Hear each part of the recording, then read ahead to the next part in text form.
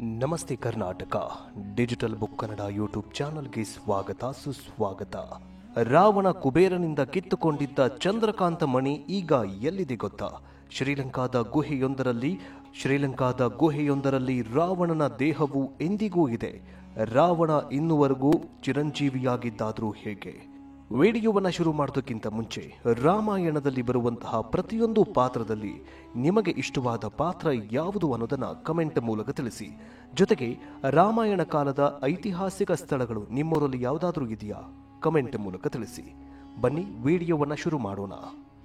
ದೇವಾಲಯದ ಅರ್ಚಕರಿಂದ ಹಿಡಿದು ಧರ್ಮದ ಬಗ್ಗೆ ಜ್ಞಾನವುಳ್ಳ ಎಲ್ಲರೂ ಈ ವಿಷಯವನ್ನ ಶಿವಪುರಾಣ, ಸ್ಕಂದ ಪುರಾಣ, ರಾವಣ ಸಂಹಿತೆ ಮತ್ತು ಇತರೆ ಗ್ರಂಥಗಳ ಆಧಾರದ ಮೇಲೆ ತುಲನೆ ಮಾಡಲು ಮುಂದಾದರು. ಅವುಗಳಲ್ಲಿ ಚಂದ್ರಕಾಂತ ಮಣಿ ಉಲ್ಲೇಖಗಳು, ಇನ್ನಿತರೆ ಗುಣಲಕ್ಷಣಗಳು ಈ ದೇವಾಲಯದಲ್ಲಿ ಕಂಡುಬಂದ ವಸ್ತುವಿನ ಗುಣಲಕ್ಷಣಗಳಿಗೆ ಹೊಂದಿಕೆಯಾಗಿವೆ ಅನ್ನುವಂತಹದ್ದು ಕಂಡುಬಂದಿದೆ. ಅಂದ್ರೆ ರಾವಣ ಕುಬೇರನಿಂದ ಕಿತ್ತುಕೊಂಡಿದ್ದ ಚಂದ್ರಕಾಂತ ಮಣಿ ಈಗ ಒಂದು ಗುಹೆ ಮತ್ತು ಒಂದು ದೇವಸ್ಥಾನದಲ್ಲಿ ಕಾಣಸಿಕ್ಕಿದೆಯಂತೆ.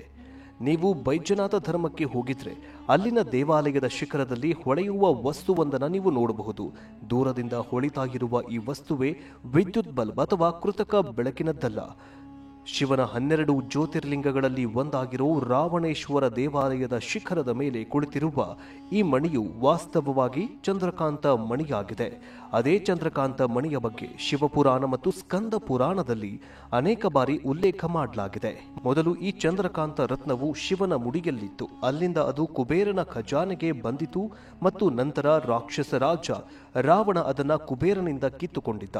ಈ ಚಂದ್ರಕಾಂತ ರತ್ನವು ಲಂಕಾಪತಿ ರಾವಣನ ಖಜಾನೆಯಿಂದ ಸಾವಿರಾರು ಕಿಲೋಮೀಟರ್ ದೂರದಲ್ಲಿರೋ ಜಾರ್ಖಂಡ್ನ ದಿಯೋಘರ್ನಲ್ಲಿ ಬೈಜನಾಥ ಧಾಮ ಶಿಖರವನ್ನ ಹೇಗೆ ತಲುಪಿತು ಅನ್ನೋ ಪ್ರಶ್ನೆ ಈಗ ಉದ್ಭವವಾಗಿದೆ. ಈ ಪ್ರಶ್ನೆಗೆ ಉತ್ತರಿಸುವ ಕಥೆಯು ಸ್ವಲ್ಪ ಉದ್ದವಾಗಿದೆ, ಆದರೆ ಶಾರ್ಟ್ ಆಗಿ ಹೇಳ್ತೀವಿ ಆ ಒಂದು ಕಥೆಯನ್ನ. ಜಾರ್ಖಂಡ್ನ ದಿಯೋಘರ್ನ ಪ್ರಸಿದ್ಧ ಜ್ಯೋತಿರ್ಲಿಂಗಕ್ಕೆ ಮೊದಲಿನಿಂದಲೂ ಶಿವಭಕ್ತರ ದಂಡೆ ಬರ್ತಾಗಿತ್ತು. ಆದರೆ ದೇಶಕ್ಕೆ ಸ್ವಾತಂತ್ರ್ಯ ಬಂದ ನಂತರ ದೇಶ ಮತ್ತು ಪ್ರಪಂಚದಾದ್ಯಂತ ಭಕ್ತರು ಅಲ್ಲಿಗೆ ಬರುವುದಕ್ಕೆ ಪ್ರಾರಂಭ ಮಾಡ್ತಾರೆ. ಎಂತಹದ್ದೇ ಪರಿಸ್ಥಿತಿಯಲ್ಲಿ ದೇವಸ್ಥಾನದ ಒಂದೇ ಒಂದು ಬಾಗಿಲಿನಿಂದ ಎಲ್ಲಾ ಶಿವಭಕ್ತರು ಪ್ರವೇಶ ಮತ್ತು ನಿರ್ಗಮನದಿಂದಾಗಿ ಸಮಸ್ಯೆ ಉಂಟಾಗ್ತಾಗಿತ್ತು. ಚಂದ್ರಕಾಂತ ರತ್ನವು 1962ರಲ್ಲಿ ಉತ್ಖನನದ ಸಮಯದಲ್ಲಿ ಕಂಡುಬರುತ್ತೆ.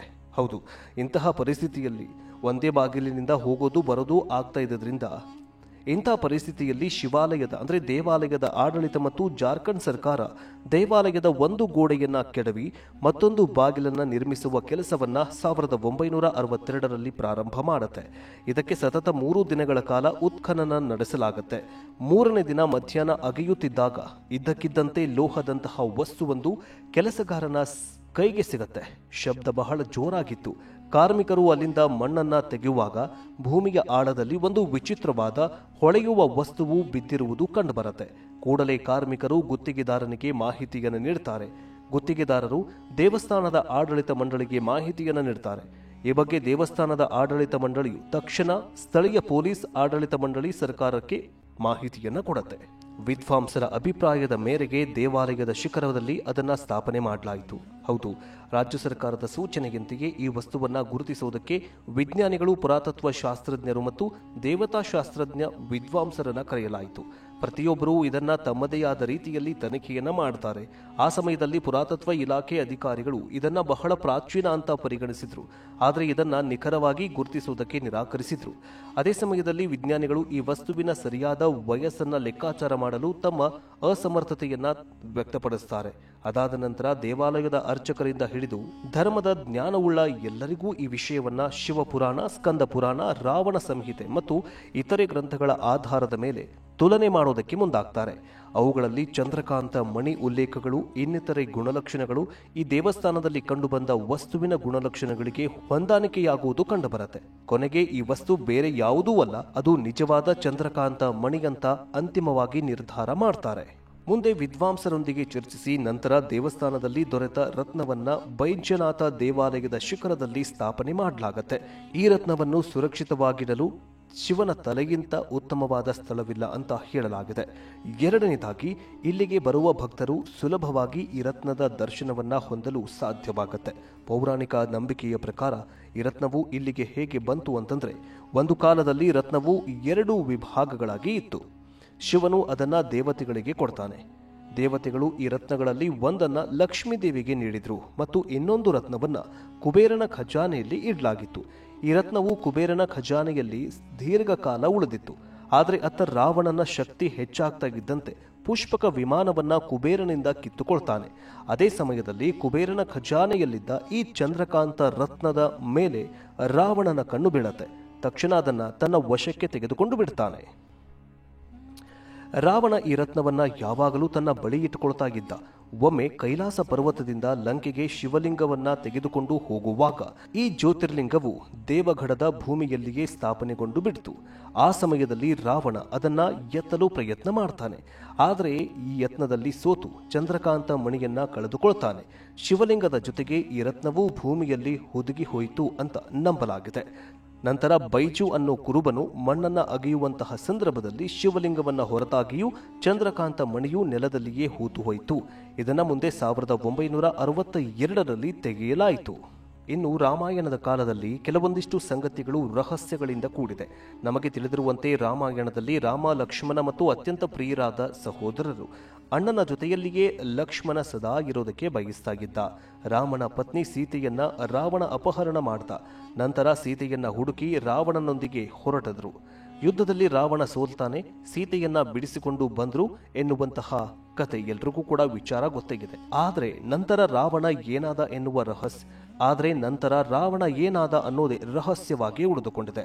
ಈ ವಿಚಾರವಾಗಿಯೇ ನಡೆದ ಸಂಶೋಧನೆಯ ಪ್ರಕಾರ ರಾವಣನ ದೇಹವು ಶ್ರೀಲಂಕಾದ ಗುಹೆಯೊಂದರಲ್ಲಿ ಇದೆ ಎನ್ನುವುದು ತಿಳಿದು ಬಂದಿದೆ. ಈ ಕುತೂಹಲಕಾರಿ ಸಂಶೋಧನೆಯ ಪ್ರಕಾರ ರಾಮಾಯಣದಲ್ಲಿ ಸಂಬಂಧಿಸಿದ 50 ಪ್ರದೇಶಗಳನ್ನು ತನಿಖೆ ಮಾಡಲಾಯಿತು. ಅದರಲ್ಲಿ ಇರುವಂತಹ ಒಂದು ಗುಹೆಯಲ್ಲಿ ರಾವಣನ ದೇಹ ಪತ್ತೆಯಾಗಿದೆ ಅಂತ ವಿಜ್ಞಾನಿಗಳು ಹೇಳಿದ್ದಾರೆ. ಶ್ರೀಲಂಕಾದ ರಾಗ್ಲಾ ಕಾಡಿನ ನಡುವೆ ಇರುವ ಒಂದು ಗುಹೆಯಲ್ಲಿ ರಾವಣನ ದೇಹ ಆಗಿದೆಯಂತೆ. ಹಿಂದೂ ಪೌರಾಣಿಕ ಪುರಾಣಗಳ ಪ್ರಕಾರ ರಾಮನು ನವರಾತ್ರಿಯ 10ನೇ ದಿನ ಭಗವಾನ್ ರಾಮನು ರಾವಣನನ್ನ ಕೊಂದ. ಹಾಗಾಗಿಯೇ 10ನೇ ದಿನವನ್ನ ವಿಜಯದಶಮಿ ಅಂತ ಆಚರಿಸಲಾಯಿತು ಅನ್ನುವಂತಹ ಕಥೆಯಿದೆ. ರಾಮ ಅಯೋಧ್ಯೆಗೆ ಮರಳಿದ 20 ದಿನಗಳ ಬಳಿಕ ದೀಪಾವಳಿಯನ್ನ ಆಚರಿಸಲಾಯಿತು.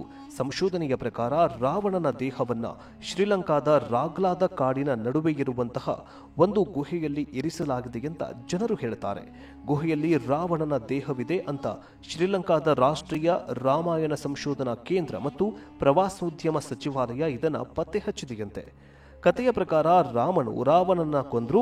ರಾಮನು ರಾವಣನ ದೇಹವನ್ನ ರಾವಣನ ಸಹೋದರನ ಕೈಗೆ ಹಸ್ತಾಂತರಿಸಿದ ಅಂತ ಹೇಳಲಾಗುತ್ತೆ. ರಾವಣನ ಸಹೋದರನಿಗೆ ಮೃತದೇಹವನ್ನು ಹಸ್ತಾಂತರಿಸಿದ ನಂತರ ಏನಾಯಿತು ಅನ್ನೋದು ಕುರಿತು ಯಾವುದೇ ಕತೆ ಪುರಾಣಗಳು ಇಲ್ಲ. ಹಾಗಾಗಿಯೇ ರಾವಣನ ಅಂತ್ಯಕ್ರಿಯೆಯ ಬಗ್ಗೆ ಸಾಕಷ್ಟು ದ್ವಂದ್ವಗಳು ಮತ್ತು ರಹಸ್ಯಗಳು ಹಾಗೆಯೇ ಉಳಿದುಕೊಂಡಿದೆ. ಇನ್ನು ರಾವಣನ ದೇಹವನ್ನು ಹೊಂದಿರುವಂತಹ ಗುಹೆ 8,000 ಅಡಿ ಎತ್ತರದಲ್ಲಿದೆ. ನಂತರ ರಾವಣನ ದೇಹವನ್ನು ಗುಹೆಯಲ್ಲಿ ಇಡಲಾಗಿದೆ. ಅದು ಅಂದಿನಿಂದ ಇಂದಿನವರೆಗೂ ಅಲ್ಲಿಯೇ ಇದೆ. ರಾವಣನ ದೇಹವನ್ನು ಹೊಂದಿರುವ ಗುಹೆ 8,000 ಅಡಿ ಎತ್ತರದಲ್ಲಿದೆ ಅಂತ ಅಲ್ಲಿನ ಜನರು ಹೇಳ್ತಾರೆ. ಇನ್ನು ರಾವಣನ ಬಗ್ಗೆ ನಿಮಗೇನನ್ಸುತ್ತೆ? ಕಮೆಂಟ್ ಮೂಲಕ ತಿಳಿಸಿ. ರಾವಣ ಸಾಯುವ ಮುನ್ನ ಲಕ್ಷ್ಮಣನಿಗೆ ರಾಜ್ಯ ಮತ್ತು ಸಾಮ್ರಾಜ್ಯದ ಬಗ್ಗೆ ಕೆಲವೊಂದಿಷ್ಟು ವಿದ್ಯೆಯನ್ನು ಕಲಿಸ್ಕೊಟ್ಟಿದ್ದ. ಆ ಒಂದು ವಿಡಿಯೋ ನಮ್ಮ ಯೂಟ್ಯೂಬ್ ಚಾನಲಲ್ಲಿದೆ, ಅದನ್ನು ಕೂಡ ವೀಕ್ಷಿಸಿ. ಜೊತೆಗೆ ರಾವಣ ಕೆಟ್ಟೋನೂ ಆಗಿದ್ದ, ಜೊತೆಗೆ ಒಳ್ಳೆಯ ವ್ಯಕ್ತಿಯೂ ಕೂಡ ಆಗಿದ್ದ ಅಂತ ಹೇಳಲಾಗುತ್ತೆ. ರಾಮ ಮತ್ತು ರಾವಣನ ನಡುವಿನ ಯಾವ ಗುಣಲಕ್ಷಣಗಳು ನಿಮಗೆ ಇಷ್ಟವಾಗುತ್ತೆ? ಕಮೆಂಟ್ ಮೂಲಕ ತಿಳಿಸಿ. ಮುಂದಿನ ವಿಡಿಯೋದಲ್ಲಿ ಮತ್ತೆ ಸಿಗೋಣ. ಜೈ ಹಿಂದ್, ಜೈ ಕರ್ನಾಟಕ, ಜೈ ಸನಾತನ.